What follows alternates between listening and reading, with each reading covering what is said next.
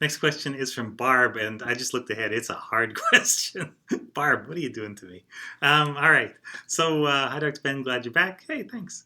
I have a question. It appears in an article on Nature. So, okay, yeah, that's pretty fancy. That's, yeah, where the really top dogs publish. So, in many patients who become critically ill, SARS-CoV-2 triggers a hyperinflammatory response. Yes, that is the cytokine storm, and yeah, you mentioned that is the cytokine storm. And so then there's a list of molecules: interleukin 6, interleukin 1, interleukin 2, interleukin 7, interleukin 10, interferon gamma, inducible protein, sorry, yeah, because there's a lot of interferon gamma there as well.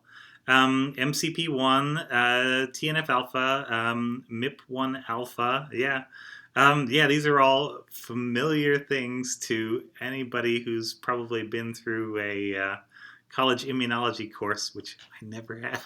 Yeah, don't tell anybody. Yeah, I've actually never been through a virology course either. Yeah, I don't know. At some point, I guess I should, but you give enough talks. I guess you learn. Yeah, you learn that way. Let's see. So it lists the article, and then okay. So I think you talked about the cytokine storm once and said that all of the above molecules overreact before other immune molecules come in to fight the virus.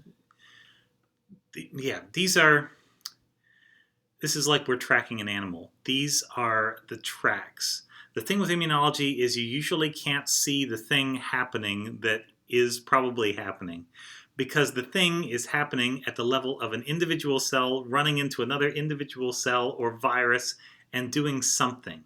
And with the techniques that we've got, we can find roughly how many of these cells are doing a particular thing, but each of these cells has a lot of different possibilities, and so you never really get a full picture of what even a subset of T cells is really fully up to, because there's a bunch of different ones.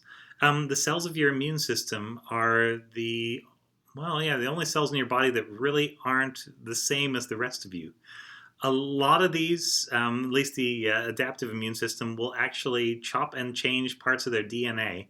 And so each one will be unique overall.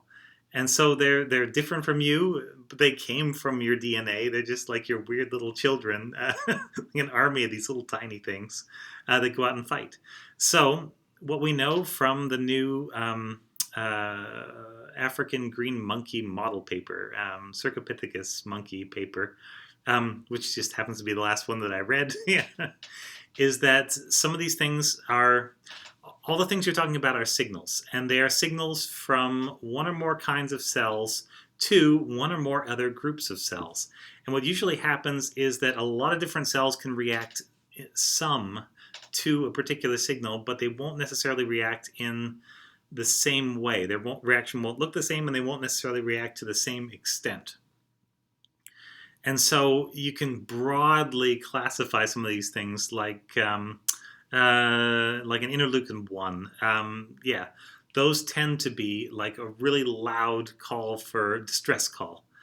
And on its own, this can actually be a good thing. People who have knocked out interleukin 1, if I remember right, do not do well, like even as babies. This is like a fundamental part of your immune system that really helps you ramp up fast to deal with imminent danger.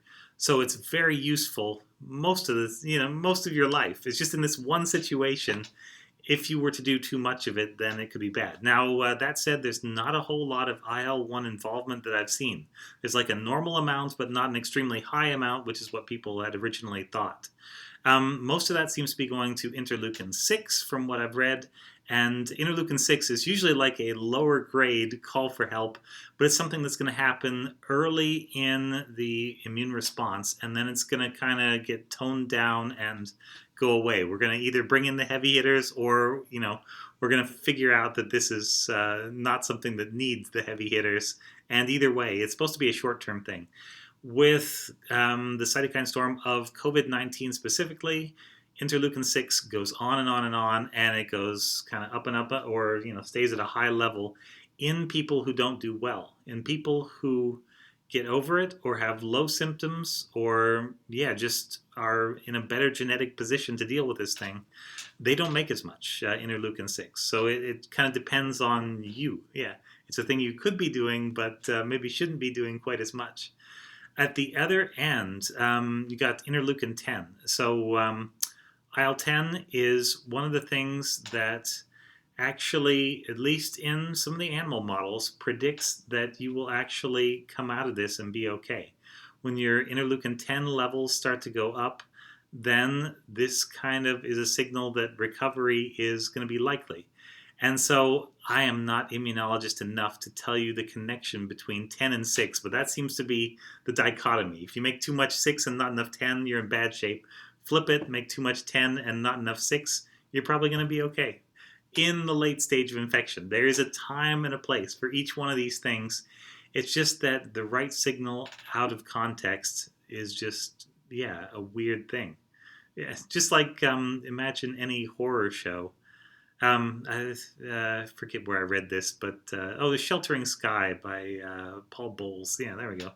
No, it was something else by him, but one of his things. Anyway, take any horror movie or any frightening concept, and what you've really got is something familiar but out of place or out of context. And yeah, it's kind of the same thing with some of these cytokines. They're in context, they're fine. It's just out of their normal context. Yeah, they're frightening and terrible and very bad, and you wish they'd just go away. So there we go.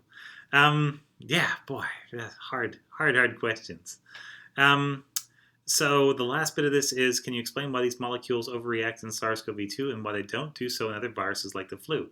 They sometimes do that with the flu, with certain kinds of flu, like bird flu, like pandemic H1N1. When it's not going to go well, you will have some of these same sort of hyper-inflammatory markers.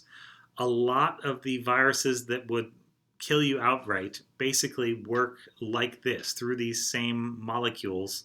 And it's at least as much about the response you make as about the particular virus in terms of what the outcome's going to be.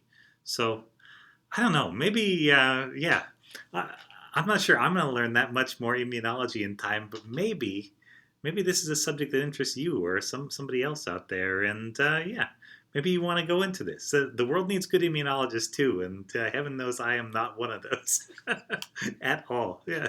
So it's a thing. Whatever. Yeah. Thanks very much for the question. This has been Ask Dr. Ben.